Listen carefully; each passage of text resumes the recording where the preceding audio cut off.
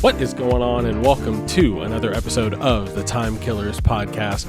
My name is Neil Rivera, and I'm killing time with a man who hasn't raided since the mid to late 2000s. It's Matthew Field. What's going on, Matt? Unless you count raids in Highguard, that is. That was an allusion to the new raid shooter, Highguard, which came out earlier this week. Matthew and I have been playing it, so we have thoughts on that. We're going to get to it. And we also, Matthew's been playing Big Hops, so he's going to talk about that. But before that, we're going to jump into and give our thoughts on the Developer Direct. Xbox had a big ol' announcement fest, and they gave us a deep dive into some games that we are expecting this year. Before we get into that, we want to remind you guys that you can be a part of the show. You can go to timekillerspod.com/AMA, ask us any questions, give us your hot takes, be part of the show. We want you guys to be a part of the show. And Matthew, this Developer Direct, it happened. We're going to go through each of the games that they went through, and we are going to sort of give our thoughts on the overall presentation. But then before moving on to the next game, we're going to play a game called Guess the OpenCritic, where we kind of guess the OpenCritic score or average based on what they showed during the presentation. So let's kick it off with Forza Horizon 6. This is Playground Games, of course. They kicked off the show. The main focus here was the new setting of Japan, really going through and showing off all the different areas and all of the different neighborhoods that you'll be driving through. Matthew, what was your sort of first read on like Japan as a location here in Forza Horizon 6? I think it was pretty much what we expected. As soon as it was hinted at that Japan maybe or was likely going to be the new destination for this game. The Forza Horizon games are just as much about the setting as it is like the cars themselves. So it's something that they've always gotten right. And every location has felt distinct. And it looks like they still know what they're doing here. And it looks fantastic. That's immediately what stood out to me, was just how hard they were going, sort of emphasizing the details. Like one thing that stood out to me was the audio design, and how like they really emphasized like how they captured like the sounds of what cherry blossom leaves make when you're driving through it. So, and just really like those sequences where they turn down the volume and you're just hearing the car and like sort of the ambient noise, like the commitment to these games have to the settings, to the locations, sort of recreating them authentically is like unlike anything else in games right now. So Japan obviously is a great location. I think like you said, I'm not too surprised by any of what they showed off here. I think a lot of the sort of like gameplay, more nuts and bolts gameplay stuff looks like they're streamlining some things. A big gripe I had with Forza Horizon 5 was just sort of how bloated everything felt, and it seems like they're sort of streamlining it in a way that makes sense. Like with the different licenses and the upgrades, it's very Gran Turismo-esque. There's a clear progression path in this one, where it felt like in 5 they were kind of throwing you out there, and they kind of like the world was your oyster. So I like the more like linear approach here. What did you think of all like the like a Need for Speed Underground type like story mode sort of thing? I don't know. I'm sure we'll learn more about this as we get closer to release, but like the Need for Speed Underground kind of campaigns where you're like, rising up the ranks of these circuits were always really cool. And I agree that the kind of like, oh, you're invited to this festival and now you're like the person that's the best at this festival kind of thing. Like that arc, it hasn't really evolved that effectively over the series. And it may not move in a good direction here, but I think it's good that they're at least indicating that they're trying something new. It remains to be seen.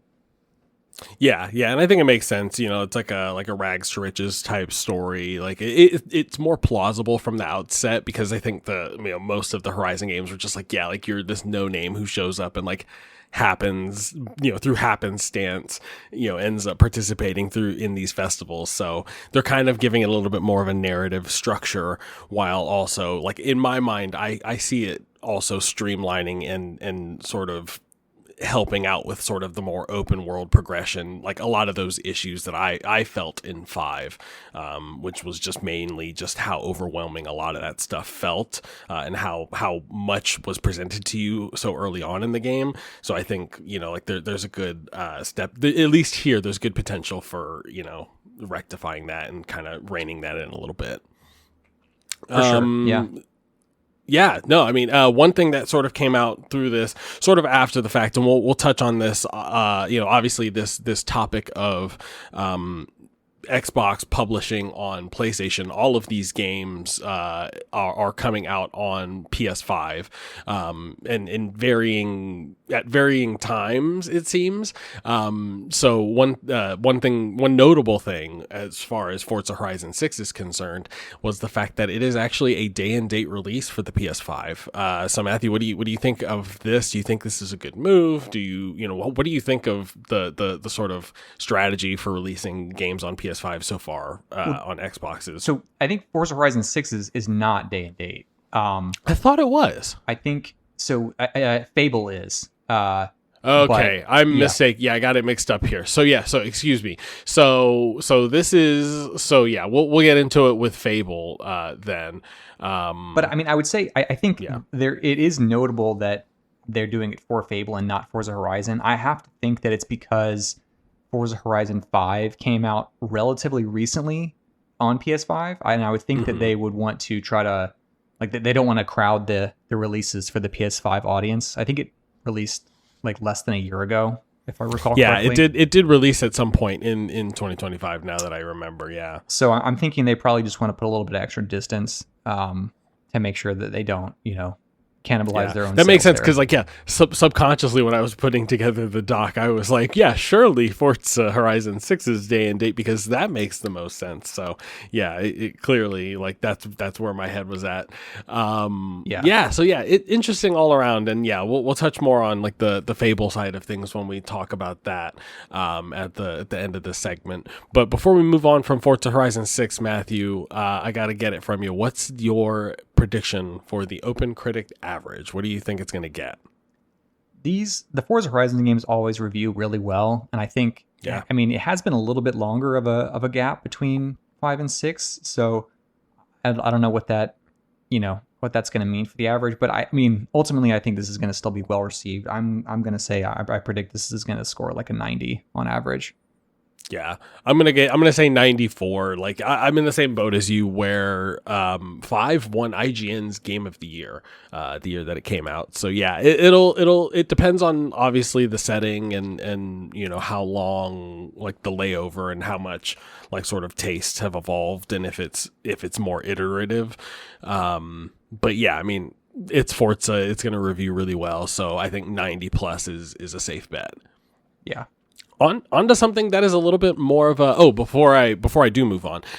May 19th was leaked beforehand and confirmed during the show. That's your release date for Forza Horizon 6. On to something that is more of an unknown, and we got a little bit more detail on during the show. This is Beast of Reincarnation. This is the game that is developed by Game Freak, known for, of course, the Pokemon franchise, partnering with Xbox here to do a console, I guess like a AAA, what you would call like a big budget console game, partnering with Xbox, releasing on Game Pass. So we got a deep dive here into the world and like the background and the setting and sort of like what's going on, the backdrop for what's going on here in this world. We got our introduction to the main character and her companion. The names elude me right now, but they sort of really emphasize like their relationship. Got a deep dive into the combat in terms of like learning about the different different progression systems. So yeah, I mean, all in all, like I came away from this feeling like really, really impressed. Both like, I think, from a setting standpoint, I just kind of like, I immediately fell in love with the setting. Like, I think it's really interesting, like post-apocalyptic world, you know, that mixture between, you know, nature and sci-fi. So it's interesting to see, you know, obviously a studio as renowned as Game Freak being known for such, you know, one really distinct thing take on something so wildly different. What did you think of the Beast of Reincarnation presentation, Matthew? This was the hardest one for me to kind of get a read on, I think.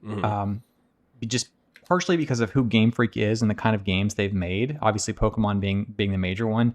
It's such a departure. I think that, you know, to go this far outside of what you're comfortable with, I think on some level you have to feel pretty strongly about what you're making. So I think that's a good sign. I agree that the location looks really nice and kind of like a Nier Automata kind of way. That the post-apocalyptic where, you know, nature has kind of dominated rather than like you know, something gross looking or whatever. Yeah. So I liked all that, and I even thought the mechanics looked really cool. I mean, it's hard to kind of judge how that's going to feel when you're doing it over the course of, you know, the entire campaign. But it looked like they at least had some interesting ideas and weren't just trying to make a Nier like kind of, that they had some actual ideas on what to do differently, and that I think is worth keeping an eye on. Yeah, the combat's where I more or less had the most reservations. I guess really wouldn't say the combat. Like, I would say overall, like the gameplay, like really like the hair abilities and like the traversal with the hair. Like some of that really looked kind of weird and awkward. And like there's a PS3 level of like quality to this where it's like just kind of a jank to it, but you can tell like there's a lot of ambition behind it. You know, one thing that I think really stood out to me was there were two things I think that stood out to me. Was one was the combat. It's kind of got that blend of, you know, action, character action, and then also you have the ability to stop time, a la, you know, like the Final Fantasy remake trilogies.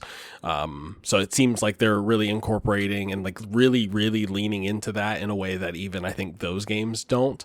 But then also the progression system seems really big and like there seems to be a lot of it, which really excites me and intrigues me. So like, even though I have those reservations about some of the like the traversal, it seems at first glance I may not have to even spec into that. Like I'll have totally different options for how I want to build my character and how I want to approach it. So yeah, no, I mean, it looks really impressive, but I share some of the like your concerns in terms of like, it's just so hard to, especially outside of Pokemon. Historically, the Game Freak, the non-Pokemon developed, or the non-Pokemon Game Freak developed games have not done really well, both critically and commercially. So this one definitely, I think, has the most promise out of all of them so far.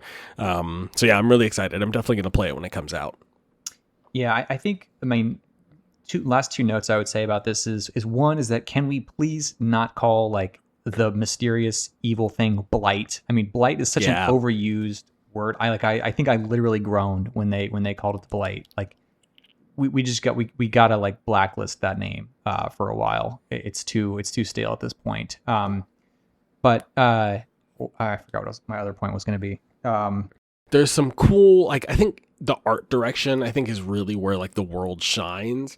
But then, yeah, like I was really getting nothing from the story. Like even the main character, like she has these special powers and, you know, she's shunned from society because of it. And so like, okay, like you can tell there's layers of it, but like, is it going to be really ham-fisted? Is it going to, you know, is the voice acting like sort of overdone and not great? Like that all remains to be seen.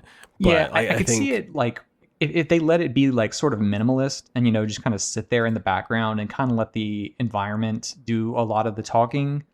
I think that could work. But I mean, you're right. If they start like info dumping and get really exposition heavy, I think that would not be the way I think that they should play this. Yeah, Nier Automata is a perfect example of a game that, like, I wouldn't say its acting or even writing, like dialogue writing, was like really exceptional, but just it stayed out of the way of like the world and the lore and like the sort of larger story. So I think if it can err on that side of things, it'll have a shot at being like a really really well received. Yeah, it's definitely got promise. What are you thinking as far as OpenCritic? I have, so this being the most like technically ambitious game that they've done, I think that this is going to have some performance issues, especially given their track record with that in the past. And I'm not, like I mentioned, totally confident that they're going to nail the story aspect here. I think the art direction is beautiful, but that's not enough to, if these other issues that seem like they may be there are actually there, that's not going to be enough to cover up for it. So I'm going to go a little bit lower on my prediction here. I'm going to say 79.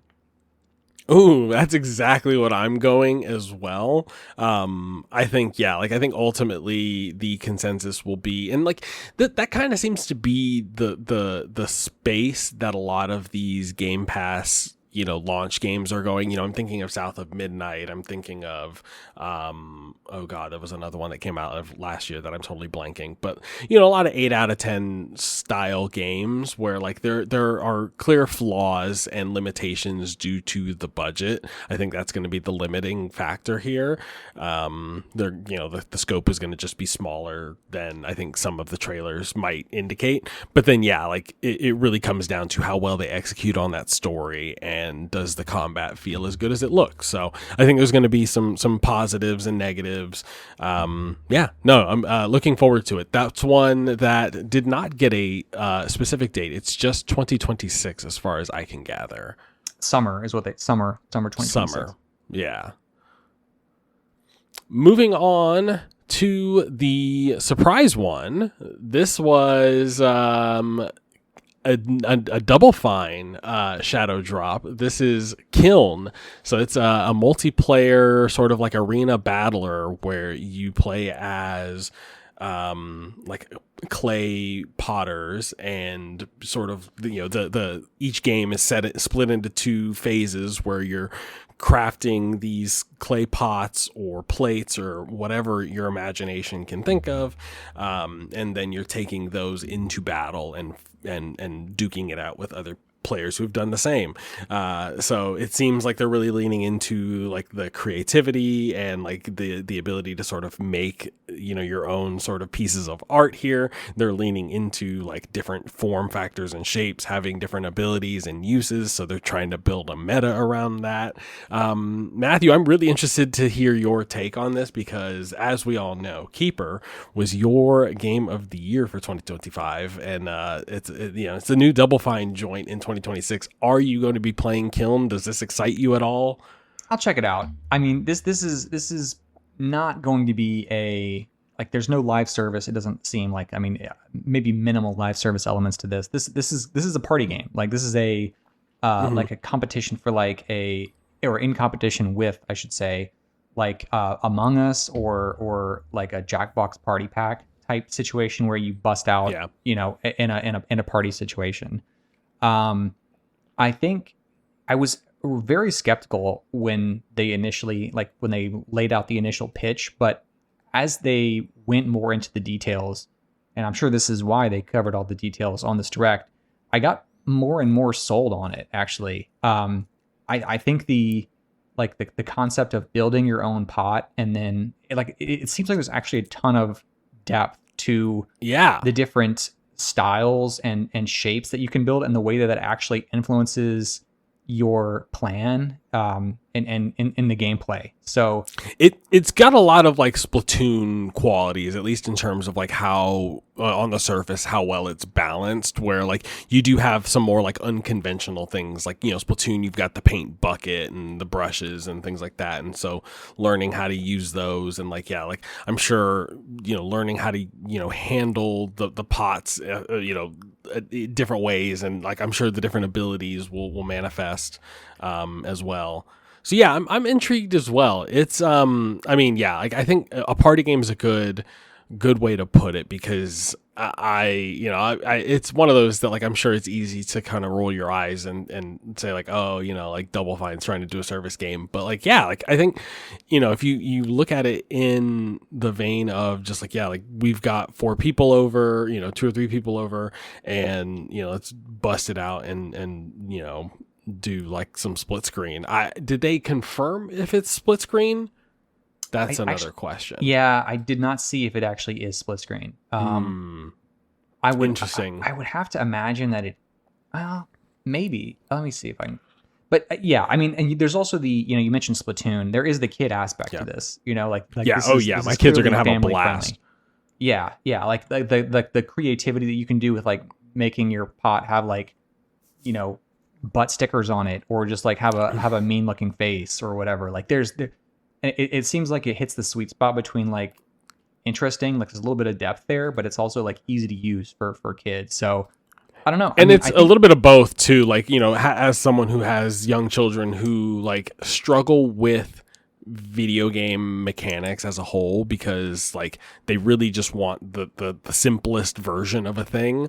Like, I think this is the 2 simplest versions of like, hey, you're going to create a thing and then you're also going to break the thing, within seconds of each other, and you're going to be switching back and forth between that. So I really think it's going to be a hit with my family as well. So yeah, really hoping they do split screen, or at least some sort of couch co-op. I think they'd be foolish not to.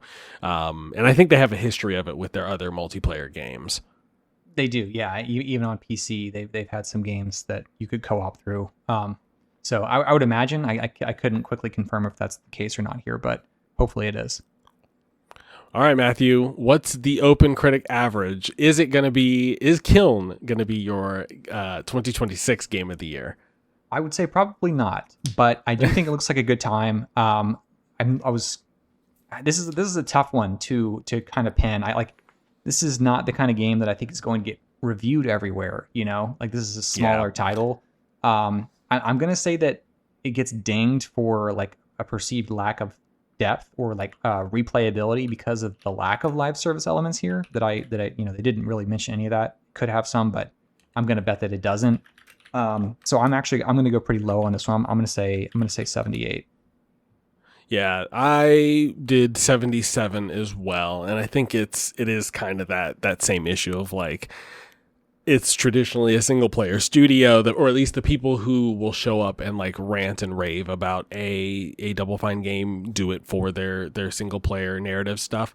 So I don't think you're going to really capture that audience, and I don't think there's enough people who are going to champion this game that are going to have like the groups of friends to like create the stories that would lend itself to that. So yeah, I think I'm in the same boat as you, where I'm trying to get a sense of if it's releasing in early access, but it looks like it's launching straight up this year. Yeah, I don't think it's early access. Yeah. So I mean, yeah, I think another one where like high 70s, probably a little bit lower than Beast of Reincarnation, just because it's a different format than what they're used to.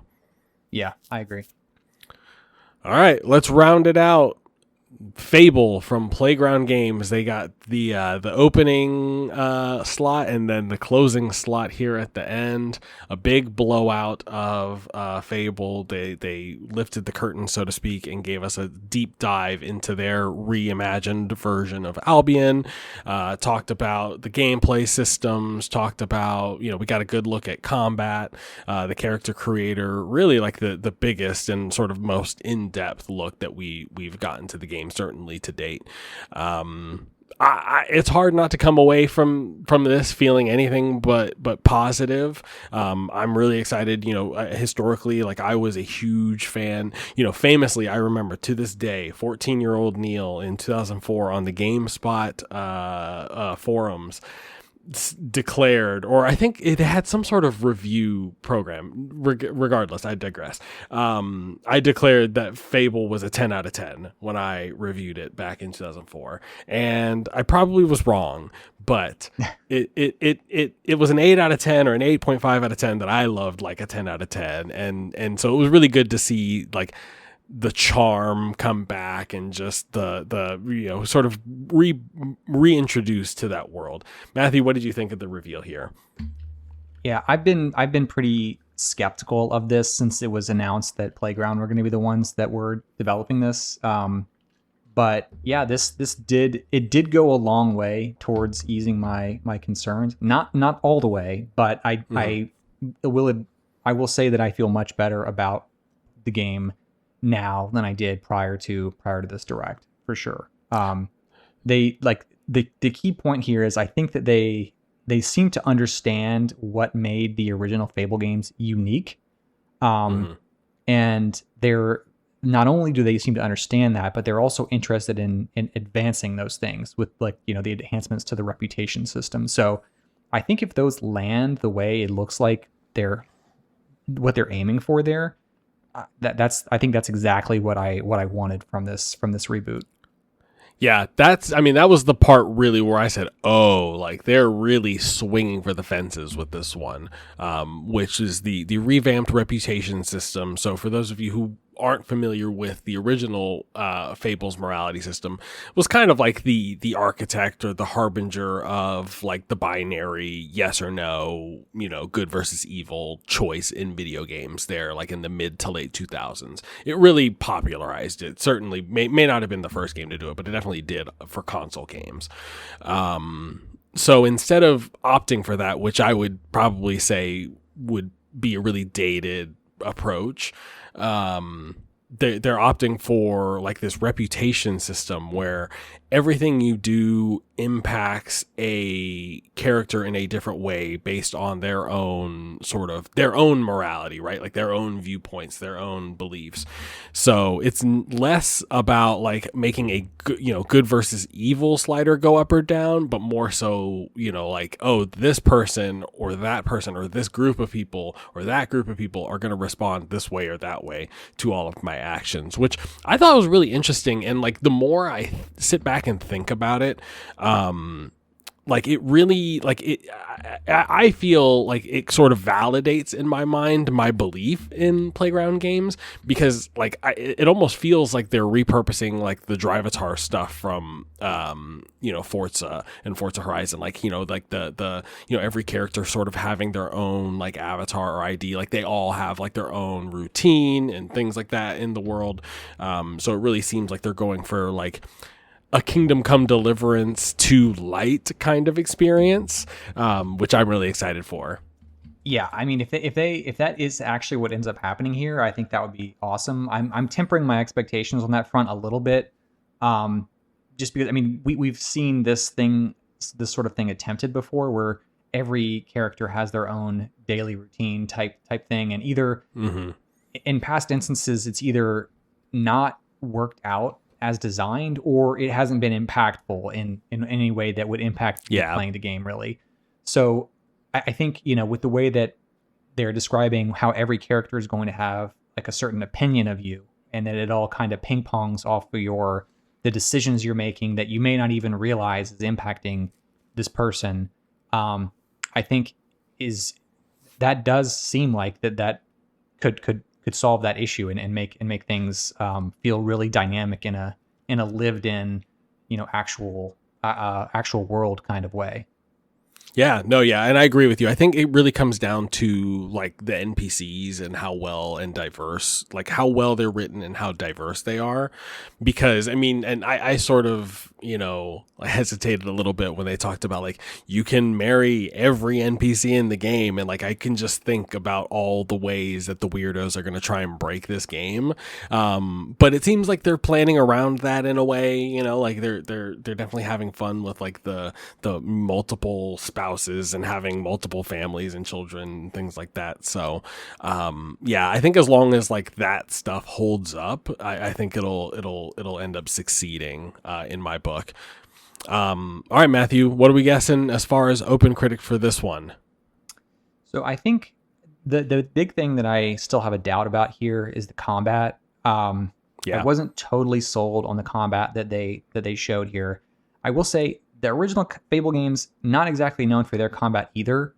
There wasn't a whole ton of depth to them, but it always felt like smooth. I would say if there's one core memory of the Fable combat that I remember is that everything felt like really smooth to do, and it just didn't like you could just glide through those combat encounters basically. At a certain it stayed point. out of the way for sure. Yeah, and so the way I mean they smartly did not dwell on the combat longer than they needed to in this direct, which I hope indicates their priorities here, which is to mostly let the combat stay out of the way. But with that being said, I this is also an untested engine. This is the Forza engine here running a character action game, basically. So who knows what kind of weird. I mean, we're used to seeing glitches in like The Witcher and Fallout kind of ways with those engines.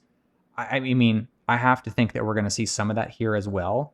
And lastly, I will say that one thing that I found notable is that those Fable games, the original trilogy, were all like mature rated games, and this one they said that they expect this to get a teen rating.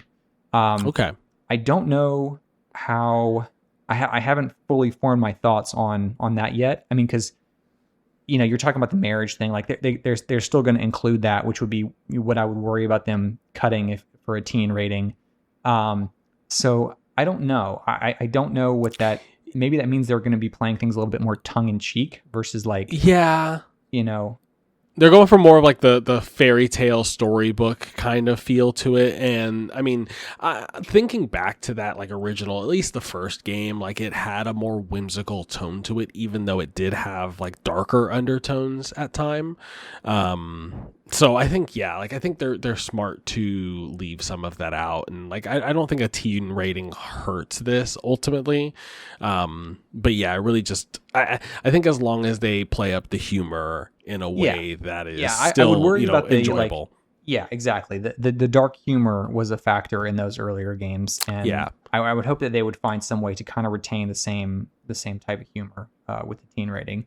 With all that said, people were like straight up ruthless to you, like if they didn't care for you, like they would not hesitate to let you know. So yeah, maybe you get some of that, like maybe some of that's a little bit more like toned down and it doesn't hit as well. But maybe they bleep some things for comedic effect. Who knows like what their approach is here. But that's just something I found notable. With all that being said, I think that this will be pretty good. I think that I'm going to go with an 82 here. I think that given the, this is an untested engine, but we know, I mean, the engine has been around a long time. I don't think there's going to be too many like massive performance issues with that on that side. But yeah, when in terms of constructing a narrative, I don't, they didn't really talk too much about that from a story aspect. So I don't know how the campaign's going to be, but overall, I think I feel pretty good about it. I think it's going to be good. I'm looking forward to it. Man, and yeah, just to like one last thing about the engine, man, it's just every shot from this game that was in engine was just jaw dropping. And like, I mean, same for Forza Horizon 6. Like that engine looks amazing. Like I hadn't thought about the challenges of creating a combat system with that engine. So yeah, I think they're up to it, man. I really do. I think Playground Games they really won me over with the we're making a Fable game like for the fans by the fans. Like I totally believe that their head and heart is like in this 100%. So I'm gonna say it's gonna come out to an 85. I would put it underneath where like what I would call the Insomniac zone, which is like 87 to 90 essentially. So I feel like mid 80s is probably safe. I'm gonna be a little bit more optimistic than you and say that there's less performance issues or like fewer bugs and glitches at launch. But yeah, I do, as long as the combat isn't bad, I think at best it's going to be like inoffensive. So I think that's going to be ultimately what holds it back, was where like the actual fighting and combat's not going to feel as good. Yeah, I mean, and look, at the end of the day, you can't say they haven't had time to work on this stuff. Like this game has been in development for years now, in either pre-production or full production. So they've had time to work through a lot of the issues. They haven't rushed this thing out the door, it doesn't seem. So hopefully that pays off. Well, speaking of things that, I don't know, it seems weird to say we're rushed out the door, but things that we haven't known about for a long time, we're about to talk about Highguard, but before that, we're going to take a quick little break. But stick around, we'll be back and to share everything we've got to know about the latest raid shooter.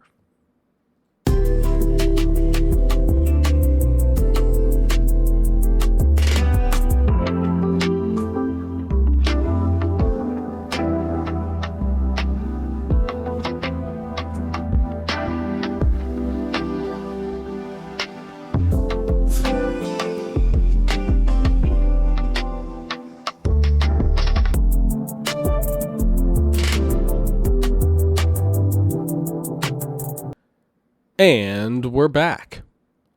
Matthew, I want you to close your eyes and I want you to go back in time and remember what it was like on December 11th, 2025.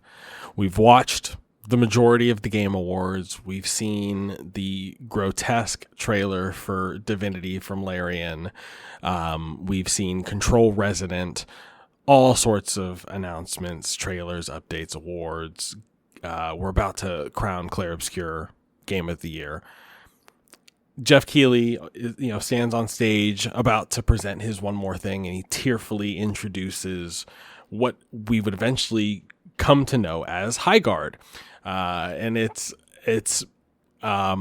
described as a raid shooter. It's developed and published by Wildlight Entertainment. This is a team of Apex Legends, Titanfall developers over there at EA. They've spun off and they've done their own thing, self-publishing this game. And so, yeah, it's essentially a hodgepodge of different online shooter mechanics all thrown together into what is simulating a raid on an enemy base. So Matthew, I'm going to go ahead and just launch into a description of like the prototypical Highguard round, just to kind of explain everything really that's going on here in this game, because it's quite a bit. Yeah. So game starts, you select a base, you vote on a base with your team that you want to defend. It's reinforcing that base. So think Rainbow Six Siege. That's your first comparison point here, where you have destructible environments, and then you have the option, you have an item that allows you to reinforce those walls and just sort of protect different attack points for the enemy to attack. Once that phase is over, you go into what's called like the loot phase, the quest phase. It's more open sequence. You're out past the base. You're essentially looting and gathering, looking for weapons, armor, different sort of trinkets, things like that. There's also these mining nodes that you can mine that give you a currency that you could then spend at a store to buy, if you want a specific weapon, specific upgrades, things like that. And yeah, so then once that phase gets to the end, something called the Shield Breaker, it's a big giant sword, spawns at a neutral location on the map, and it essentially turns into a game of capture the flag at that point, where you fight over control of the flag, and then once you have ownership of the flag, you have to plant it at the enemy's base, which then triggers the raid. So once you are able to do that, whichever team is able to do that, triggers a raid at the opposing team's base, and then begins the Valorant portion of the sequence here, where you have a bomb, plant, and defusal minigame, three sites on a map, and ultimately the goal is to deal 100 points of damage to the enemy's base. Sometimes that can take just one raid if you are like really steamrolling your opponent or being steamrolled. Sometimes it can take 2 to 3. So it all plays out in real time. There aren't bespoke rounds. It's all just one big long continuous game. Matthew, I'm going to catch my breath, so I'm going to pitch you a very easy question. What are your impressions of Highguard so far? Oh, the easy question. Yeah. I don't know. I mean, it is impossible to judge this game on a level playing field, given everything that we know about how it was announced, the discourse that's been around online, and the studio that made it. It's just you can't judge these things in a vacuum. So, for the record here, I've played about an hour and a half of this game, which has amounted to I think like 6 or 7 actual matches, maybe a little bit more than an hour and a half. I'm not We're positive. recording this on Wednesday the 28th. The game came out on Monday the 26th. So, I mean, like, it hasn't been out that long. And so, yeah, but like impressions are coming out and it's not great. And it's, some of it is unfair because there was just this audience that was that's my first point here, which is that this game has been out for 2 days. How many disastrous game launches have you seen in the that where people hate it in the first couple days and then they get some things fixed and people end up liking it? Not saying that's what's going to happen here or if it's the same situation. I'm just saying that 2 days for a large online multiplayer shooter like this is not a large sample size. So that's one thing. I think everything here, like, people are just like literally figuring out how to play this game right now.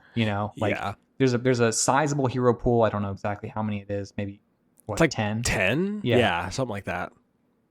There's like 6 base types, I want to say, that you can choose from, and I think 11 different weapons that you can choose or loot out on the field. So getting your head wrapped around all those mechanics to even be able to begin to devise a plan or a type of strategy that you like and can deploy, in an online match with other people, that is something that takes time. And for me, at least, like 2 days is not even close enough to really be able to comment on that. So that's all my disclaimer here. But my actual thoughts on the game are that it's pretty good. If I try my best to set all the expectations and everything else like that's happened with this game aside, my experience with this game has been I have not had a single error or crash. It runs smoothly. I've not had trouble finding games. The gun combat is pretty satisfying. The guns are pretty satisfying to use. It's crunchy, man. It feels good. And it is, as you would expect. These are like you said, Apex Legends kind of pedigree here. The mount riding, like the movement, feels good. I'll talk more about the movement later, but all of the actual mechanics here feel like there's a really solid foundation for them to build on. I think I start to have some questions when it comes to the format of these matches, the length of time that these different stages that you mentioned last, and the number of players in the matches. Those are kind of my areas. And I'm not saying that I've come down firmly one way or the other, but at times 3 players on a team feels kind of that small. That first phase is brutal, man. Like it is. Which first phase do you mean? Not the first phase. The loot phase is what I mean. Like where you're out exploring the open world. It is just like, it just feels like you're doing nothing, and like you're just out there, sort of going to the same locations, looking for refreshed loot. Yeah, man. I've seen this already pitched out there as an idea, so I feel confident enough that it's probably going to get implemented, but it really feels like there needs to be some like NPC, PvE type, combat out in that world. I think the combat, the shooting in this game feels so good, but I do it at so like not that often, like so infrequently, that like I think that's for me like the biggest thing, where like I think it's trying a lot of different things and it's neither doing any of those one things on a level that I would say is like exceptional, that would like, would be like best in class. And then also, like, I think just, you to go back to, the list you rattled off of like all the different weapons, all the different characters, all the different map configurations. I don't really see an audience that's going to be that dedicated, that dialed in. At least that's not like I think we're already starting to see like allegations of the game being sweaty, and I think that's just the kind of game that it's going to be, because like there's just inherently so much more to keep up with, that there's just a larger barrier to entry. Yeah, I think the kind of people who stick with this game are going to be the ones who have stuck with like Apex Legends this far, like for this long. And this is for me personally. I'm never going to be good at this kind of like movement heavy shooter. So I want to. Dude, I want to. But like I'm going to get crushed. I'm already getting crushed at this game. It's so for that reason, this game is not going to be for me. Like this is not going to be a game where I solo boot this up on a multiple times a week basis. That's just no. It's not going to be that game for me. I'll come back to it. Like I want to come back to this game over time, but I'm not good at it, and so I'm inherently going to be frustrated both with myself and the game because I'm like the capacity for me to get better at this kind of game was like a decade ago. Like, that's just not going to happen at this point. I was feeling emotions toward a video game that I had not felt in years while I was playing this, where I was just, and like, even my wife was asking, like, are you okay? And I'm just like, no, like, I need to stop playing this game. I need to play something different. And which it's not the game's fault, because like everything is done at such a really good level. And like, I want to talk about the launch really quick, just touch on that, because we talk about like the sort of like this online mob that's out to sort of get this game and already sort of like prejudge it for being a failure when it's already only been 2 days. It's launched in a better state than Diablo 3 did. It launched in a better state than No Man's Sky did. Like, it launched in a better state than, and I know some of these are single player games, but like there are multiplayer games, like it's almost like expected at this point if you have a big AAA, and granted, this game hit 100K concurrence, at launch.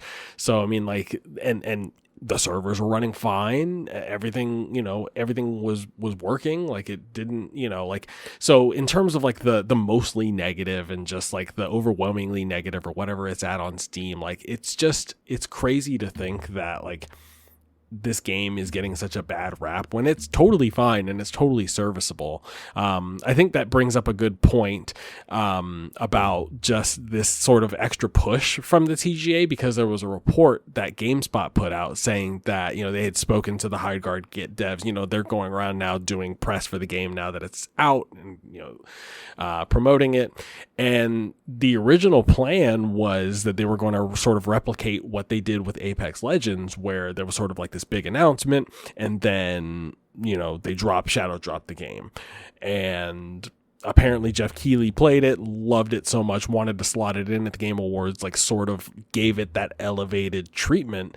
And so now a lot of people are sort of like blaming Jeff Keighley, like Jeff Keighley's a villain now. Like it's interesting to see how, like, knowing Jeff Keighley and what he does, how he runs the Game Awards and his shows, like you could tell he was just trying to lift up this game, and to see it sort of turn out this way has been really strange. Do you think, Matthew, that like the extra publicity from the Game Awards and like Jeff Keighley and how all this played out, like has it done more harm for the game, or do you think that this would have been a game that came out and just sort of disappeared after a couple of months? I guess it's hard to say, because like we're 2 days in. Yeah, it is. It's impossible to say that like the net of whether it was a good thing or not at this point. But what I will say is that this is certainly an inflection point.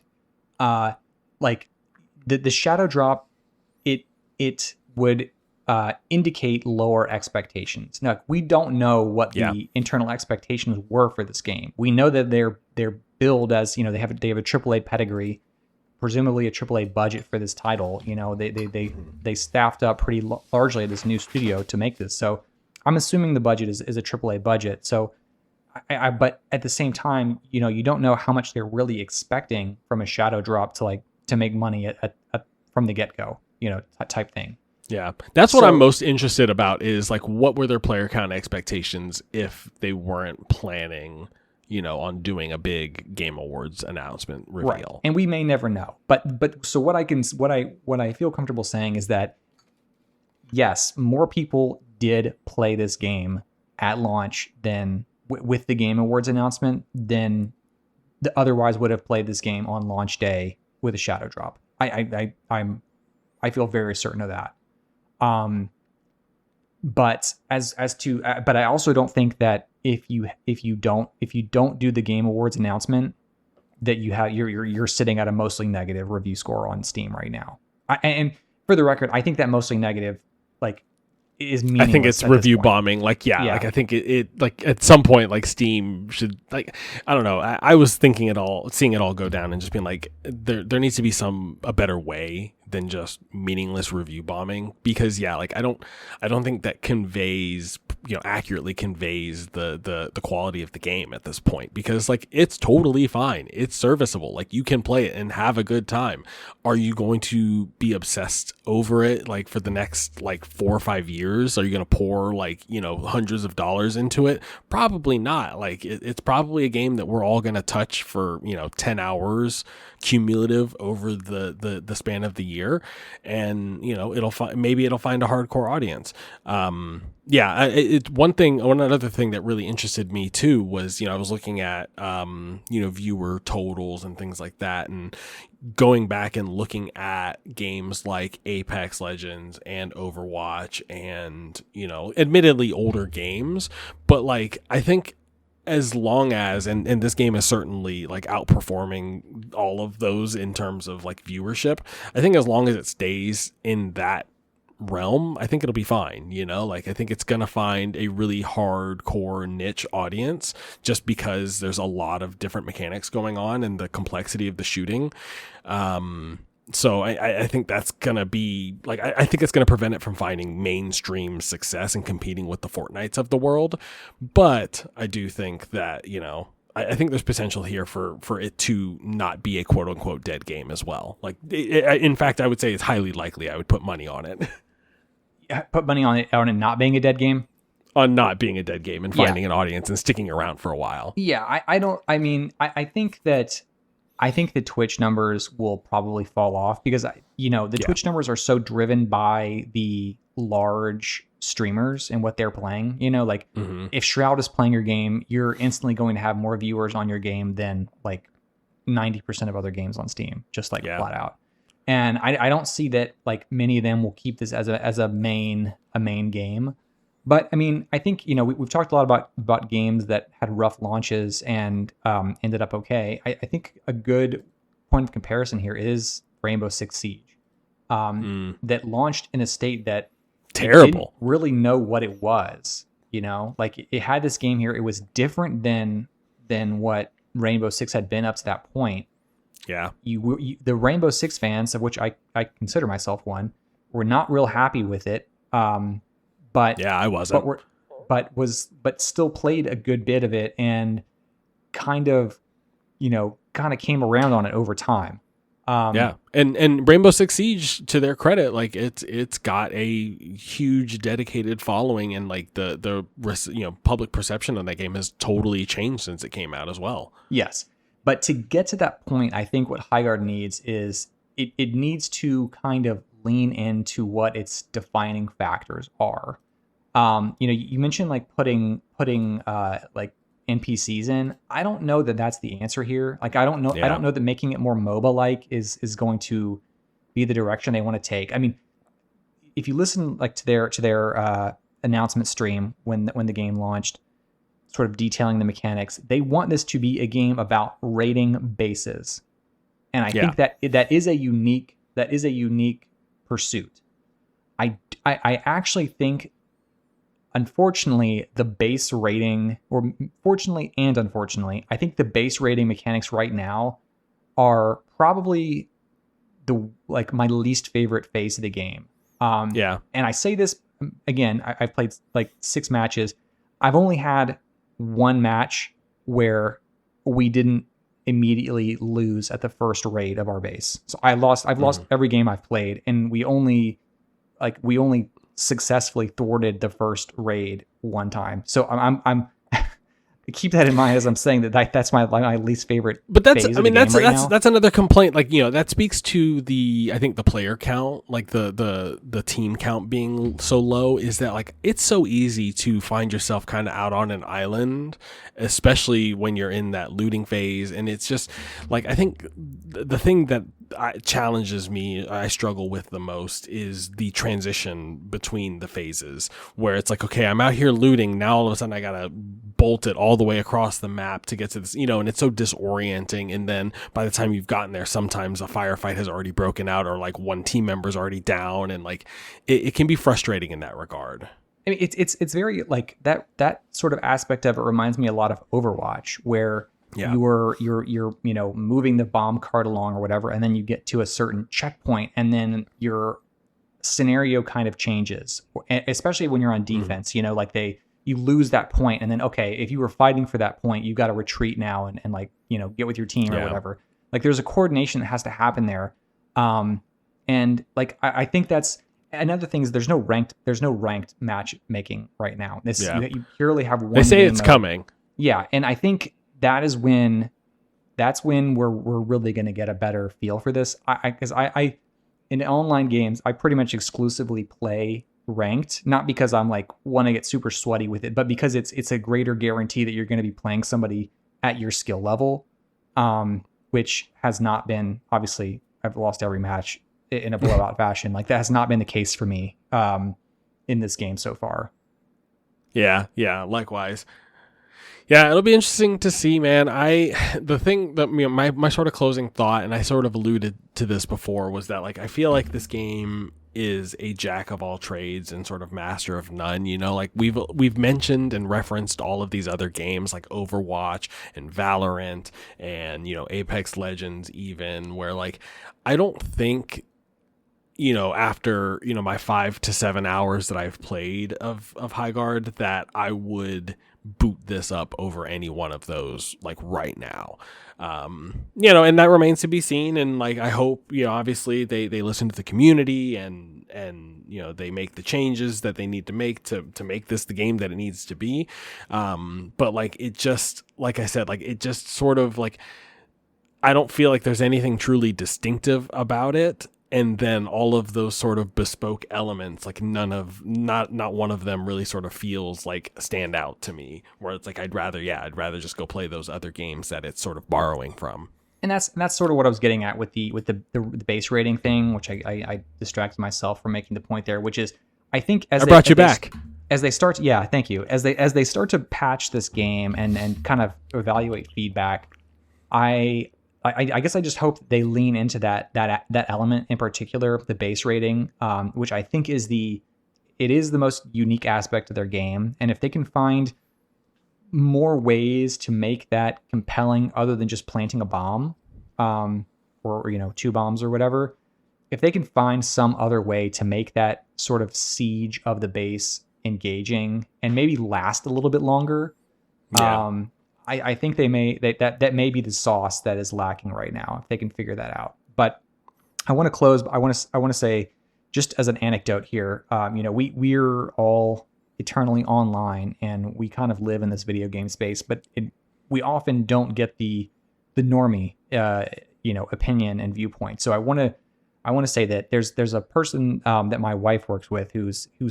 what I would consider like a casual gamer. He plays a handful of single player games, and his multiplayer game of choice is Apex Legends. And he's been playing Apex Legends basically since it launched.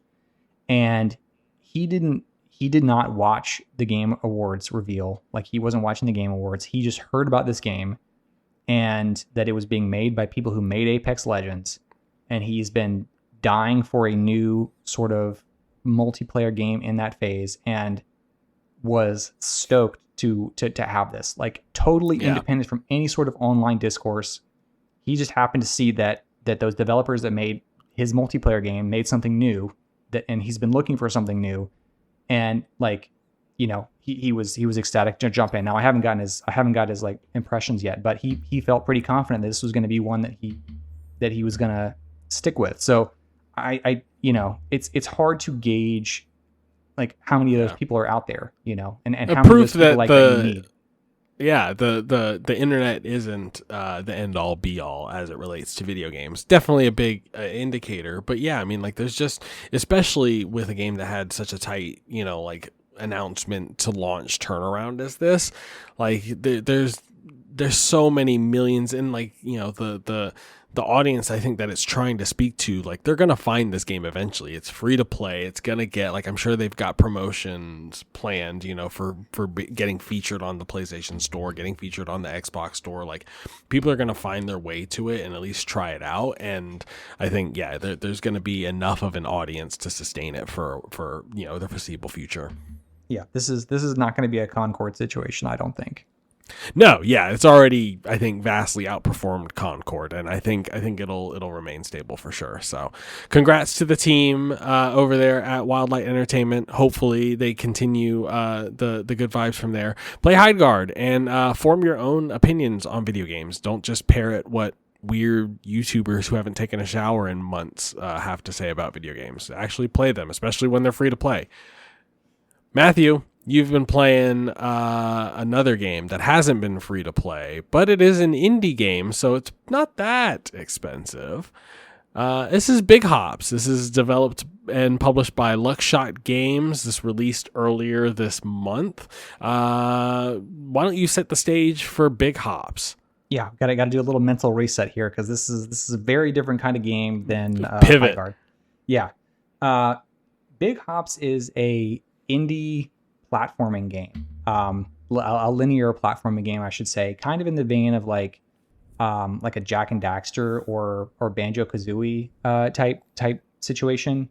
It's an indie game. You play as a little frog who simply wants to go and explore the world using his extremely strong tongue to swing across places.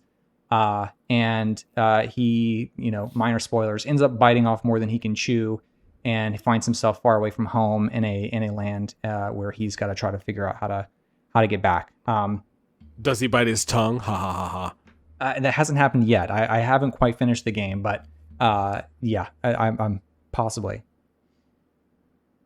So it's obviously like big fans of, you mentioned them, Banjo-Kazooie, those 3D platformers should definitely find themselves right at home. And the tongue swinging seems to be the sort of big addition or sort of deviation from that formula.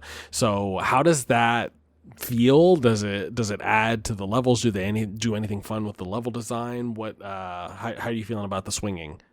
So yeah, I mean, I would say that there's a couple key like traversal things here. One is the tongue swinging, which you basically flip your tongue out and either takes you to a point where you swing on it like Tomb Raider or Nathan Drake style, where you're trying to leap to another platform.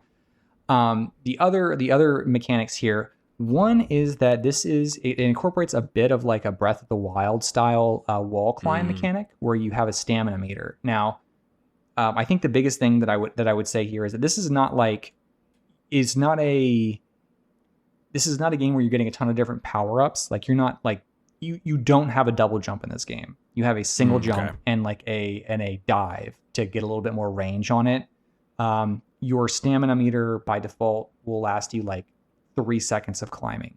So you have these different tools at your disposal, but you can't just like it's pretty tight. Like you've got to really kind of plan out what you're going to do ahead of time. And the other element here is that you find fruit growing around that all have different properties. So one fruit will maybe like spawn bubbles that you can jump on that will pop eventually. Maybe one will like spit out these like an array of like acid blobs into the air that you can use your tongue to like leap in between over to your destination. Then there's others where it will kind of like deploy like a rope like a rope gun type thing. So you have like a tight rope situation where you can kind of stack together a bunch of different tight ropes and jump between them. So you get this mix of like scripted scenarios where you're climbing and jumping versus kind of open-ended, larger platforming sequences where you're using the fruit and the tools at your disposal to kind of make your own way to whatever your destination is. And does that work really well? Like, does the platforming as a whole feel good? Like, is there any difference really between those more linear areas and the more open areas? Yeah, I mean, at first I was kind of like, it sort of indicates that, once you get into the meat of the game, it may be an open world type situation. Like you're collecting coins that you can use for cosmetics and, like power-ups, or essentially like temporary power-ups that you can keep in your backpack. And so it's like, okay, this is going to be like an open world type situation where I'll go back to this town and I can spend my coins. But it is not really like, it is more linear than it sort of leads you to believe.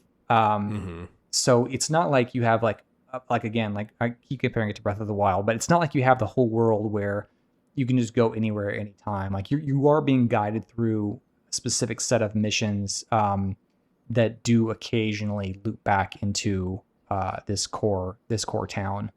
I mean, a lot of the platforming mechanics themselves, I think, are probably the highlight of the game here. Like it kind of fuses these mechanics together in a way that feel really good. But I think where it sort of fails is when it stretches out into level specific mechanics.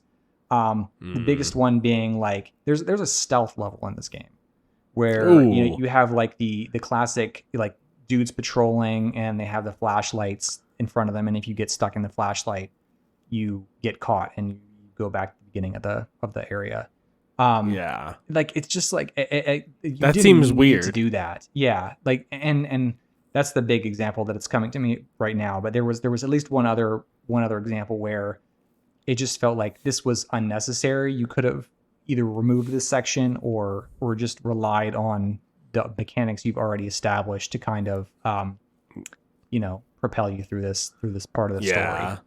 Yeah, and it just seemed like they took a swing at doing something with like a level, sort of like design, and that seems like a weird mashup. I don't think that I would have enjoyed that as well. Yeah, I mean, like you kind of touched on, my last question, which is, like we've kind of seen this resurgence in, like definitely a lot of these sort of classic character 3D platformers coming back. You're seeing remakes of the Gex series and Glover and what is it? Oh God, I don't want to say Grok, but I think it is Grok, the one about the crocodile. I think it's Grok. Is his name Grok? Is it Grok? Oh God. I don't know. I hold on, I got to do it now. I can't confirm. Croc, sorry. Okay, Croc. That's I knew. Whew. Okay, avoided that one, guys. Sorry. I had Grok on the brain for some reason. The world we live in. Oh God. But all that to say, there's this resurgence of like the really weird campy 3D platformer. And so like, how does this hold up to even those? Like, would you recommend this, or would you recommend somebody just get a remake of one of the ones that they sort of cherished as a child? Yeah, I would recommend this. I mean, I think it has its own sort of visual style, that is appealing. And I think that, like I said, the addition of like the stamina climbing mechanics here, I think, and like the distinct lack of a double jump, which is like the defining factor of a platformer, it really commits to those decisions, and I think it works. Like they've got a lot of different creative sequences here, some fun little like story segments, and yeah, like I said, I haven't finished the game, but it seems like it's a decent length. I've played 10 or 11 hours and nice. Have not reached the end yet. I think it's probably about 15 hours or so.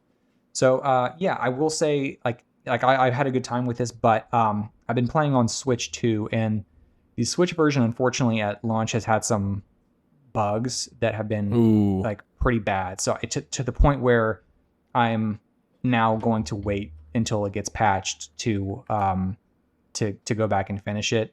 The early parts of the game seem like it got a little bit more love and attention closer to launch, but as I've gotten further into the game, they become more prevalent. Just like certain poles, like that you're supposed to be able to swing on, you just like you go right through or something like that, or falling through nets that should be acting like a trampoline sort of situation. Yeah. And also there's been a couple of situations where the audio has gone out partially or fully, and then like there's just been outright crashes. So the last time I played for about 2 hours, and over that time period I had to restart the game probably close to 10 times, and I had like 3 actual crashes to the Switch homepage. So it's a little rough right now. Yeah, that's rough. It's on the Steam version. Looks like it's been getting a lot more patches that the Switch version hadn't gotten yet. Maybe it has as of today. I haven't checked in a few days, but I would probably advise, if you're gonna consider buying this game right now, maybe go for the PC version if that's an option for you. Yeah, definitely looks like, just kind of browsing Steam reviews versus like Switch reviews, like just loosely, like it definitely seems that, and that sort of tracks with what I've heard about like updates to Switch games. Like you tend to see those take a little bit longer, the certification process a little bit more rigorous. So yeah, hopefully they get it fixed, man, because that stings. Because I mean, like everything I've seen about this game like does seem really cool and cute, and like it's good to hear that like the like there's enough there in terms of like the platforming mechanics. So I might give this a try like at some point. I've been itching for one of these sort of 3D character platformer games, and I don't know if I'm ready to bring myself to buy one of the like the Glover reboot or anything like that. So maybe I'll give this a try. Yeah, I mean, I would recommend it. It's more challenging and serious as a platformer than its aesthetics would have you believe. So if you're looking for one of these, I think there's definitely plenty to chew on here. Well, that's Big Hops, y'all. That's PC and Switch. And that's going to do it for our show tonight, guys. That was a fun hour talking video games with you guys. We're glad that you hung out with us. Don't forget that you can follow us on all of the platforms. You can find us, go to timekillerspod.com. Listen to past episodes, find us on whatever platform, social platform that you use. Remember that you can be part of the show by sending in your questions, comments, hot takes, whatever you can think of. timekillerspod.com/AMA. Matthew, before we get out of here, anything to say before to the good people? Go play some Highguard. Go play some Highguard. Form your own opinions about video games. Stop review bombing things. And we love you. We'll see you on the next one.